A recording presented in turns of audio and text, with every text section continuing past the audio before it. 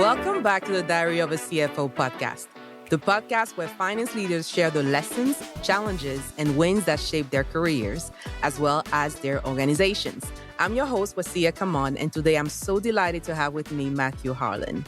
He's the Chief Treasury Officer at Nihilus, leading the company's go-to-market strategy and community from the practitioner's perspective. He's been in the Treasury space for over a decade, and he has served as Senior Director of Treasury at Toast and Head of Treasury at Samsara. Both companies were public company. He's based in Houston, Texas, and so grateful to have you on. Welcome to the show, Matthew. Thank you so much. I'm excited to be here. Grateful to be here as well. Awesome. So why don't you start with telling us about your journey and any unexpected twist along the way? Yeah, absolutely. So let's start with Treasury. Most people don't know what it is, so I want to give a quick background. Treasury is in a finance function. And Treasury, the best way I like to describe it is it sits at the nexus of accounting and FP&A. It's both in the future, but it's also contemplating the past. Our primary responsibilities have to deal with cash flow management, a lot of risk management as well as it pertains to counterparty exposure, financial entity risk, making sure things are well funded. And so there's an engine behind finance, there's an engine behind companies, and I like to say Treasury is well versed within that and managing the car so it can get to where it needs to go. But my journey in Treasury was in some ways coincidental. Many people don't go to school for Treasury. I went to school for accounting, thought I wanted to be an accountant. Then I realized what life looked like at the Big Four and decided I didn't want that life. And so I looked for other things. And so I actually started at a bank in Boston, a small bank, private bank that got acquired by SVB. And I was taking a class in grad school called The Money of Banking. And I realized that in order for me to really be well versed in finance, I needed to have a broad understanding of how financial institutions worked, how the money supply worked, how companies engage with the markets, and how this whole system is created. And I was really intrigued by it. And I was like, what job at a company, is focused on interest rates, is focused on understanding what the Fed is doing, and all roads led to Treasury. And so I was thankful early on to have some supportive people in my career. And I joined the Treasury desk, and I've never looked back since. So from there, as you mentioned in the bio, I've started out in banking. I've worked in telecommunications, life sciences, and most recently tech. And so it's been a really fun ride. I've learned a lot. And Treasury is not in some ways monolith. It's so different in every company. But I think the core thing that holds true, they're needed. It's a needed resource. They are the unsung heroes of many tasks in finance that people don't know about. Absolutely, because Treasury doesn't always get a spotlight in finance. So what would you say is being overlooked overall, and what people often misunderstand about the impact it has in an organization?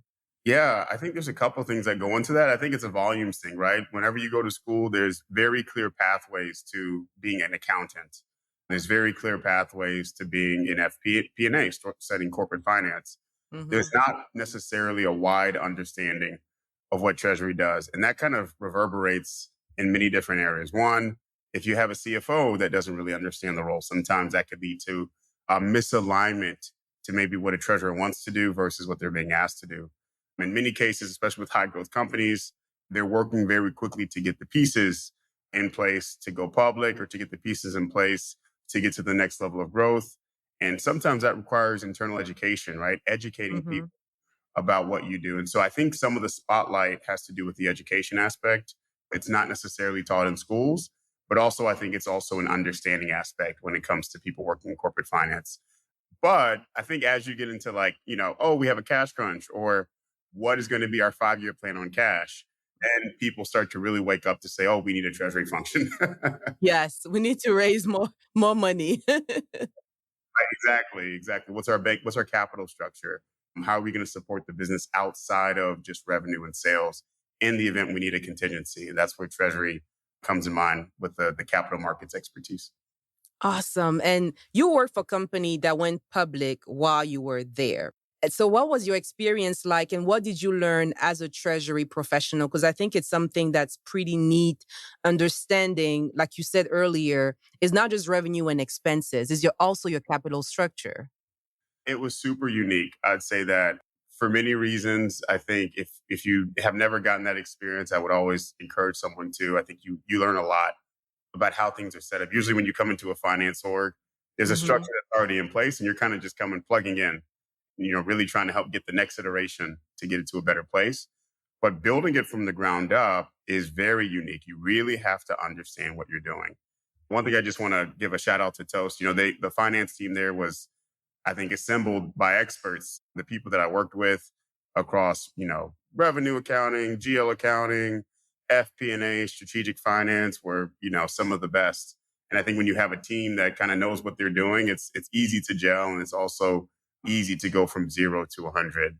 But yeah, Mm-hmm. it requires a lot of work. You have to start really at the most nascent level of the company. You really have to understand how they make money. You have to understand how the systems work. You have to understand the revenue life cycle. You have to understand the supply chain in a detailed way to truly build something effective. And so I think it kind of forced me to get out of my comfort zone within Treasury. Usually we are recipients of the P&L, we receive the balance sheet, and then we interpret them for cash. Mm-hmm. But I think starting at a startup, we all started at the, grounds level, the seafloor. And so you really come away with a better understanding. I think that actually made me a better treasury person, to be quite honest, because I was able to kind of fully pull the thread, between every sale of a transaction and how it correlates to collections, even understand the dynamics of collections as it relates to AJR and when things are going to translate to cash. So it helped me to have a solid grasp of the Mm-hmm. business more so than I think if I just were to step into the role of something that was already pre-built. That's awesome. Yes, I've worked for a high growth company too, and you don't really have a roadmap or a template, or this is the template we used a month before, just copy over next month. Yeah, what I like to tell people is it's a startup within a startup.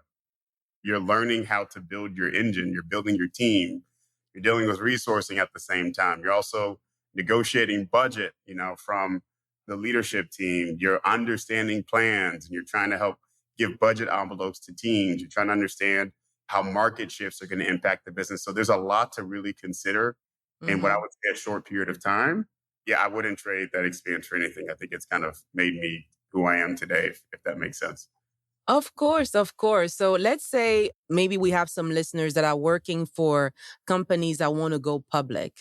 What would you say they should be keeping in mind when they look at the financial statement, the capital structure? How do you know you have not enough debt or too much debt? How much equity are you willing to let go? Like, what would you say are some things that you would definitely look for when you look at a financial statement of a company that wants to go public? Yeah, totally. I think it's a great question. I think you really have to understand the revenue cycle. How long does it take to convert a contract into cash? I think that's really important to understand the capital piece. In any event, it's always good to have a contingency in place. So making sure you have corporate cards, making sure you get a revolver for many reasons. One, the revolver conversation I think is really important because you're going to need a bank group. What the bank group does is it contextualizes how we spend money on financial services. And so instead of giving JP Morgan X and giving Citibank X and Wells Fargo X, you need to develop a framework that establishes how we play with the banks and how they play with us. Meaning, Mm. what are we giving them and what are they giving us in return? And in many cases, that's liquidity. So having a revolver, I think, is important. I think also really understanding your unencumbered cash. So looking at short-term liabilities, understanding how much of a buffer you want to keep in your account related to the short-term liabilities, and then using that as a proxy to determine your policy around how much cash you keep in each account. I think a lot of shortfalls that teams face is they don't have this methodology of like how much do we want to keep in each account. And what Mhm. happens is once it gets too low, it's too late. And now you're struggling to find capital sources. You're struggling to accelerate contracts and accelerate payment because you didn't think about it in the early days. And so I think that's really important. I think on the expense side, making sure that you have the internal parameters in place to ring fence and to gate expense.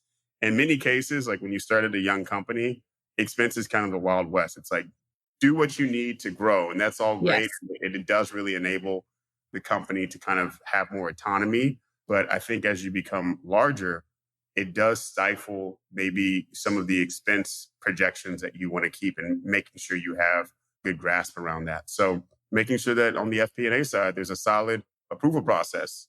Is FP&A approving large spend? Making sure on the procurement side, We have contracts. We have a thought about what our standard agreements are, what are our standard terms that we give people, and making sure that all of that kind of works together. I think in the early days is really important, but it all feeds into the capital conversation, right? Capital should just be in support of the business. If it's a high growth, let's say tech company, it shouldn't be the business. It should always be there as a contingency. But I think in many cases, because we don't do the ABCs right internally, left shoe's not talking to right shoe, procurement's not talking to FP&A is not talking to accounting, they're not talking to the business. We don't have a process that is actually supporting us to handle the money efficiently as it comes in and to handle the contracts efficiently as it comes in. So I think really starting there and doing a deep dive, and that's what I usually do when I start in a company. The sexy stuff is cash, and the sexy stuff is capital markets. Like that's all the stuff people want to do, but really starting at the building blocks of how does the process work? What are the improvements we can embed? You can find some hidden dollars there every single time. I kid you not. And I'll give one example on the AP side, right? AP is not thinking about working capital. They don't care about cash. AP is focused on making sure bills are paid. That's Yes. the job. Don't blame them for it, right? AP and Treasury are not in consortium. What happens is you have a misuse of cash because sometimes, they're just getting things out the door. They want to clear their queue. Let's make sure all the vendors get paid. But maybe making a decision to pay closer to payment term would give us an incremental $3 or $4 million in working capital, right? If you think about the process, it doesn't seem like a big decision. But when you think about the impact, it changes your mind. In my early days, what I always focused on was not talking so much about the process first, but dropping from impact and then taking them down to process. So we have a $5 million opportunity. How? Payment terms, right? We have a $3 million opportunity. How? Collecting everything in 60 plus age receivables. We haven't done any dunnings on these customers. We haven't contacted them, right? So sometimes a lot of money just left on the table just because of process. And so usually that's the place I focus on. I think that's where treasurers get their ROI to actually show that they're not a cost center, but they can actually help drive profit and, help the business run efficiently. And I think that's where Treasury earns its stripes. That's awesome. And I like what you said about AP and compared to AR, we are often working in silos.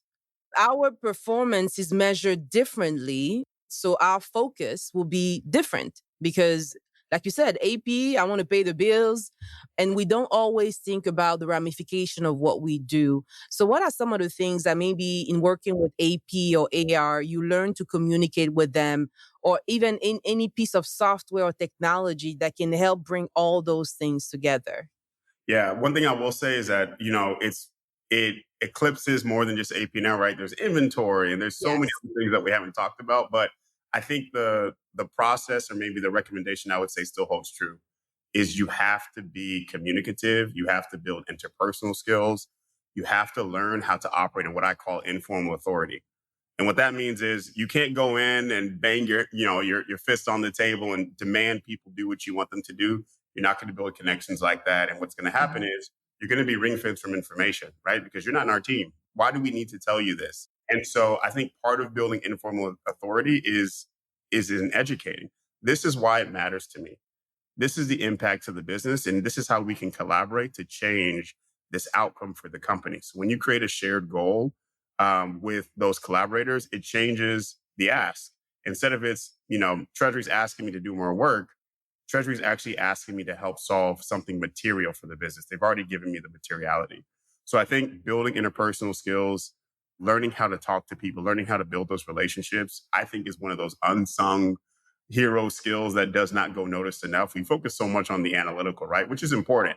We need to punch numbers, we need to be able to tell the story, but building relationships, I think I've seen for me the best CFOs, the best VPs of finance, the best treasurers I've seen are really strong and have a high EQ. They're able to understand their team. They know where to put people in at the right moment. And they're also able to, promote performance and growth by building relationship and connection. And so I think, shout out to the finance schools out there. You need to have more, OB classes, organizational behavior and EQ assessments to really help finance continue to thrive, in the way that changes the organization. So instead of just being a back office function to helping to lead the business. Yes. And I love how you said it because it goes back to the idea of being business partners, right? Like finance, really every function within the finance department should be a better business partner. Yeah. And to some extent, we just say that's FP&A's job, right? Like, you can be the business partners, accounting does the cleanup, and Treasury just waits. But to your point, though, I think that's a really strong, when you think about CFOs that are trying to promote this type of like culture in their team, I think the culture of everyone is a business partner is imperative. It takes a responsibility and it allocates it across the team. So you're not just like relying on FP&A to source information. Treasury, you have contacts. Accounting, you have contacts.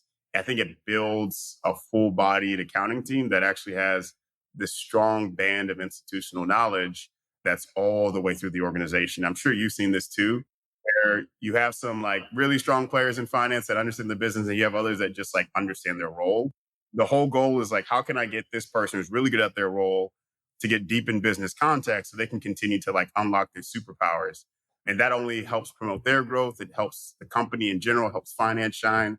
And so it creates this like symbiotic relationship, I think, when we think about like people development, team cohesion, and really understanding the context of what we're doing. And I think as Treasury too, I can only imagine what kind of pushback you're getting. So how do you get people on board? Like what kind of metrics or tactics you use to get them to say, now I understand? Because again, people don't always know the money, the flow of money, right? We're like, oh, we made money. It's like, no, we didn't really make money. Like, how do you handle those things? This is a really good point. I think there's many different types of communications, I think that Treasury, but also finance leaders as a whole need to embody. One is, bottoms up communication. We don't need to give CFOs every single nook and cranny of how we arrived at a number. You're going to lose them. They're not in the weeds like you are. I think we need to understand that, right?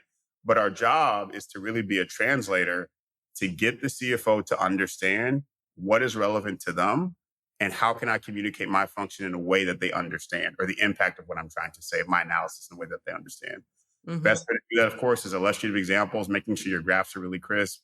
I think keeping words to a minimum on slides. But I think also as the way I like to communicate about communicating data is giving the what, the why, and the how. How does this impact us? What is it? And why should you care?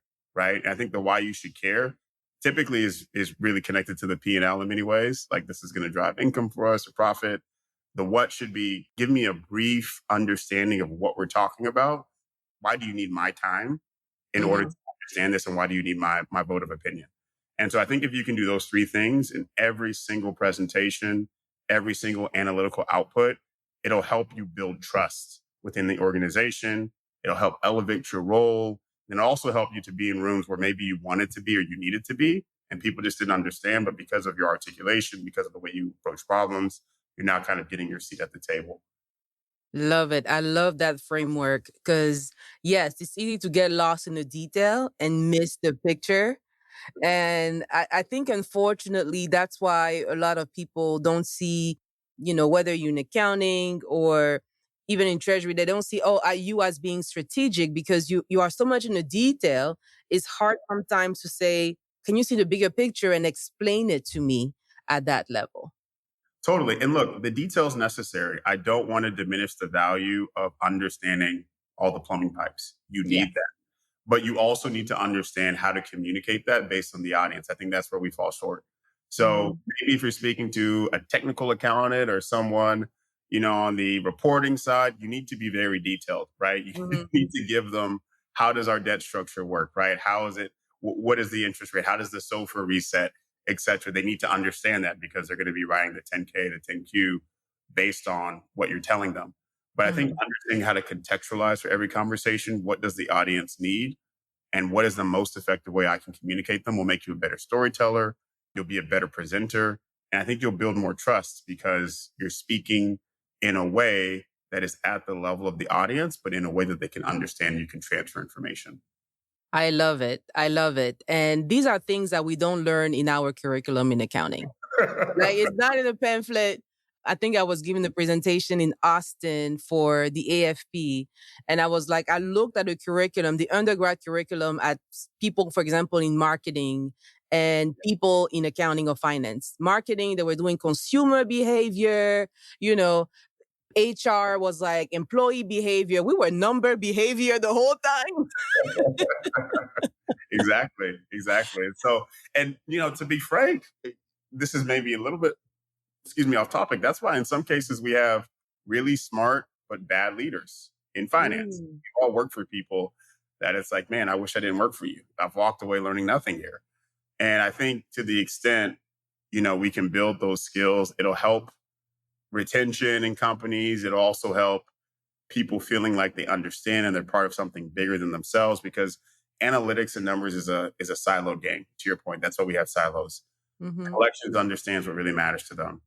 Revenue accounting understands what really matters to them. Treasury understands what really matters to them. But in order to build bridges to have an interconnected finance team, it requires the unsexy EQ work. That's where the information transfer happens. It's not going to happen by us sitting in a room and you taking me to the C-level floor. It's going to happen, over coffee. It's going to happen over a walk. It's going to happen over building that intentional relationship, but also communicating information in a way that draws the audience in to care about what you're saying. So what helped you get to this point? What helped you realize that you needed that skill set to really elevate what you do? Failure. Ooh. I'm saying this not to be from a place of like a high place, but from a place of I've done this wrong. I'll never forget when I started at Toast, we were looking at, understanding convertible notes and understanding convertible bonds. And I was doing a presentation. And I'll never forget somebody pulled me aside. They're like, hey, really great content, way too detailed. Nobody's going to understand what you're talking about. And you also don't want to show up and present as someone who's a know-it-all, because that turns people off, right? Nobody wants to work with someone who feels like they can recite the entire encyclopedia. It's not attractive. Finding ways to do smaller education sessions, engaging what the audience understands is important before you just give a presentation on a broad subject that's new to the company. And so really kind of understanding how to precede. Hey, you know what? I got this meeting with the CFO, VP of Finance, and Director of Tax. This concept is going to be heavy. We have 45 minutes. The likelihood of everyone walking away with a salient understanding is low. So how do I precede the conversation to make sure that we have success? You break the conversation down to building blocks. What I like to call is Lego blocks. And I remember, Elena, the CFO at Toast, would always say, give it to me in a Fisher Price manner, right? Don't show me what you know, help me understand. And I think whenever you're able to do that, one, it helps you to understand, because you're not starting at this high level, you're breaking it down to the most basic concepts in order to disseminate the information. But it also helps you to be a better communicator. And so when you're developing the content and you're thinking about who you're presenting to, you're able to kind of adjust your output, what you say, how you say it, in a way that's digestible. And so I think so to answer your question, I think failure of just doing it wrong and having people on your team that have enough trust in you and confidence to say, hey, I would do it differently. And look, every company is different, right? No leader is the same. But I do think holistically, we can all kind of learn from that strategy of breaking down concepts to be understood versus communicating concepts because we want to just get the information out there. You're watering a rock and it's not working. It's not going to work. Yeah. That's amazing. And now look at you now, Chief Treasury Officer at a Treasury platform. You must be full circle. What was that transition like for you? I want to hear it all. Yeah, I think, one of the things I want to say is that I think the Treasury function does prep you to think about more than just the numbers, right? You have to be a communicator. You have to kind of go fish and hunt. You have to understand the business. You have to kind of go down at the level. I think building those skills are representative of what's really needed for a startup. You can kind of copy and paste in a way. Like when you think about the sales process or really innovating how we do things, it requires you to go down to the most nascent level to fully understand it and then work your way back up. And I think every process within a startup can follow that methodology. And I've seen that it worked really well, or at least it's working well for me. And so I think Treasury kind of gave me a springboard to think about, wow, I'm more diverse as a leader. I have a more diverse skill set. It's more than just interpreting the P&L and financial statements or Mhm. giving a presentation on free cash flow. I can understand go to market strategy. I can understand sales. I can understand partnerships. And so I think that gave me a view or maybe even a mirror to say, I can do a lot more. And I think sometimes us finance people, we don't give ourselves enough credit to kind of expand our wings.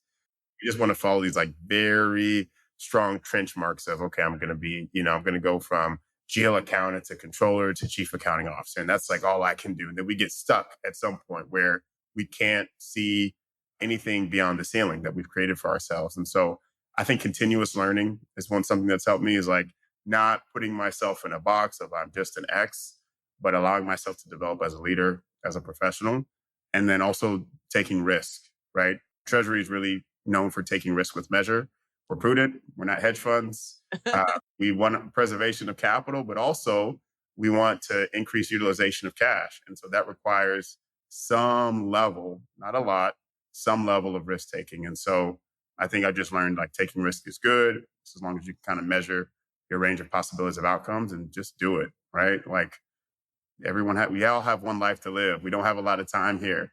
And so Yes. you have to decide who you want to be, how you want to shape the world, and what skills you need to get there and just go for it. Awesome. So, what excites you most about your current role? Yeah, I think it's so dynamic. No day is the same.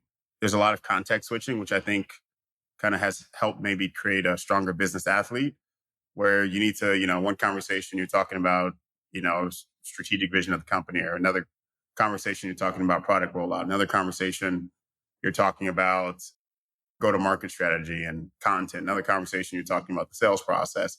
And so I think being able to be versatile across many different mediums of a company has allowed me to have a greater appreciation for how companies work. I think a lot of times within finance, you always hear this like, why can't they do X? And why can't we get this number to be where we want it to be? And sometimes we don't have appreciation for what the sales team is doing, right? We don't have an Mhm. appreciation for what marketing is doing. And so I think being able to see it from this view has allowed me not only to deepen my understanding, but also to have a greater appreciation. Like some of this stuff is hard, right? And it can't just be solved. Like we can't just go chase the numbers, but finding ways to maybe get more collaborative with teams in order for us to get the output that we desire. Oh, I love it. And I like how you said business athlete. I never thought about it that way. Where did you get the concept from? Like when you said it, I was like, yeah, that's really what it is. You have to build so many things, so many muscles, so many strengths. Yeah. Yeah. Cause I think that's what it is. If you think about the concept of an athlete, you're always kind of working on your craft. And if you're playing a sport, you're not always doing the same thing, right? Let's just use basketball for an example. There's Yeah. offense, defense, there's team collaboration in terms of running plays, there's the coach on the sideline giving the plays, the distraction of the audience. And so there's so many things that need to be take into account, and still you are required and you are looked at to work within a system or a player. And so if everyone on the court was trying to score a bucket at the same time, there would be chaos. And so the reason why I like kind of the use of the word athlete is you have to understand your place in time. What is my role in this company? And then doing that to the best of your ability. So for example, if you are a rebounder and you're not necessarily going to be the best scorer on the team, go out and be the best freaking rebounder that you can be. That's Yes. going to help your team win. And I think when we think about ourselves that way, we don't have to be all things, right? We don't have to do Mhm. all things. If we can just execute really well on the tasks that we've been given, it's going to help the broader context of the team win. A lot of times you have people that want to be heroes of every function and they start to bleed over because ultimately maybe they want to be, like you one day in a CFO, and they think the way to get there is to just take the ball and ball hog, but it actually Mhm. hurts the team. And Yes. so finding ways to kind of be deepened in your expertise, I think allows you to be called upon for other areas, right? Maybe you're a good rebounder, maybe you have a defensive skill, and now you're able to kind of uncover that because you did really good. That's how you earned your spot on the team. I think thinking sometimes of yourself and your profession in a sense of athletics really helps you to understand what's going on and understand how to be successful. Awesome. And were you an athlete growing up? I'm a recreational athlete now, so yeah, so I got ice on my knees every now and then because things don't work the same when you get older. I ran track and I played basketball, hence the basketball reference. And I think the game of basketball is multifaceted. I think there's a lot we can learn from it, especially on the finance team. So yes, I did grow up playing sports. That is awesome. Yeah, I grew up playing food, but that's a different topic. Food, food. I did play a sport. Growing up, I loved soccer, but the only spot where they will take me was goalie. They were like, "Was here, don't try to run this field. Stay here." And I was one of the best goalies. So I love how you said that if that's what you're good at, just be the best person in it. Because I was a good goalie. I was proud of myself. And that's needed, right? Like if you were, although you're not out running the field, right? You're not out procuring the contracts. You're not out chasing information. You're more or less the stopgap. If Hmm. you weren't good at your job, you could cause the team to lose Oh yes. severely. Your defensive measures of protecting that net could make or break the game, quite Yes. honestly. So, yeah, I think, sometimes we like to diminish the value of our roles Hmm. because we're not out running and we're not out kicking the ball. We're not a midfielder. We're not a striker. And Messi, Mbappe. yeah, exactly. We don't have the limelight, but your role is important. And I think I like the goalie reference because I think to some extent, Treasury folks are goalies, Hmm. right? We control the assets. We control things from getting out in a reverse way. We control making sure that the money is protected. And so, yeah, I like the reference of a goalie. I think that's really great. Thank you so much for sharing such great experience. I love your view on how do you develop yourself, especially becoming more than just a number person. For the next generation of finance leaders, what advice would you say for people who are trying to grow, but sometimes we feel like we don't have enough time or we don't feel like we have the right people? What would you advise? Yeah, I think this kind of goes to a conversation you and I had earlier. We all stand on the shoulders of other people. The best way to get somewhere is if you climb, you're only going to get so far. But if someone's lifting you up, you're going to go much further, much faster. And Hmm. so mentorship is imperative. I think you can't do it alone.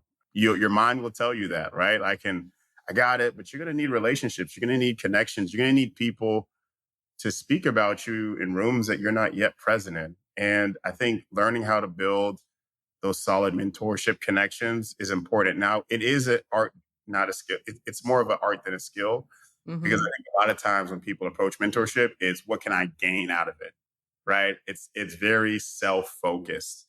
I just want to be the best X, and so let me find people that I can kind of take their infinity stones and become Hmm. the Thanos of my industry. Thanos. I love Marvel movies. Right. But I think also finding in whatever ways things that you can give. And so I've asked mentors out for coffee and I'll pay for coffee, right? Because I'm using your time. You didn't have to do Hmm. this for me. Nothing about this relationship says you have to do this. You're doing it because you want to. And so finding ways to be appreciative, of people, I think is really important to kind of building those strong mentorship relationships. Awesome. I love that. So when I'm in Houston, I'm gonna act like your mentor and you're gonna offer me a barbecue. I got some great coffee places, so we can set that up, definitely. Yes.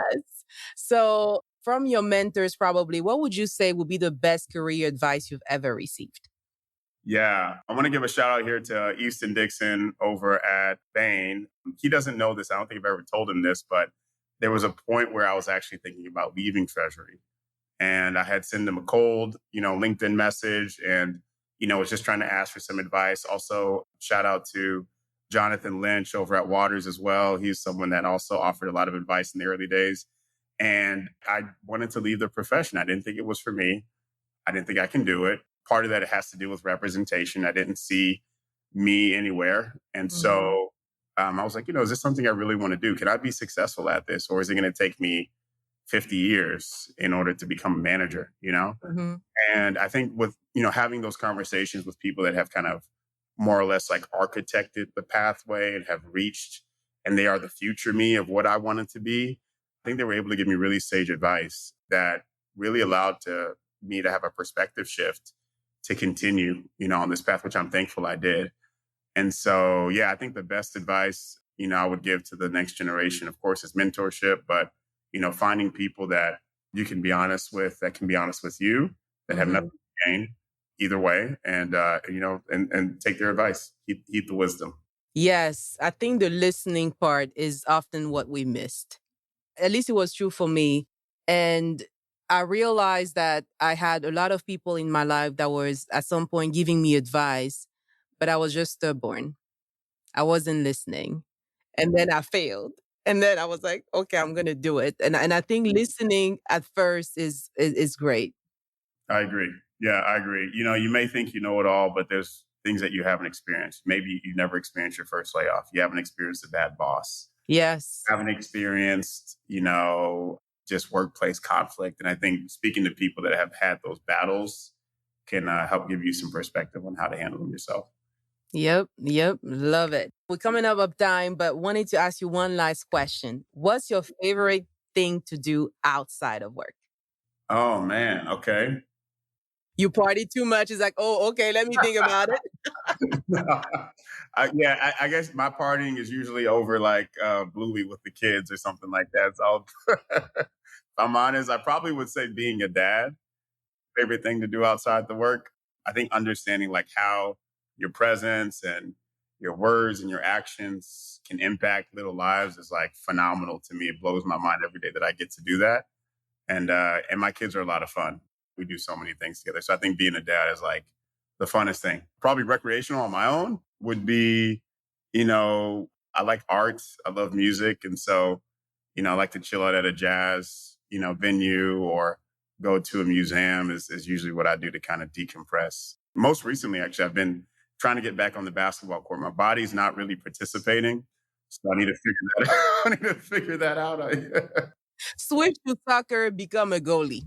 Okay, that may be my next move. I may have to get out there and just see if someone's willing to allow me to be a goalie. But participating in sports has been it for me.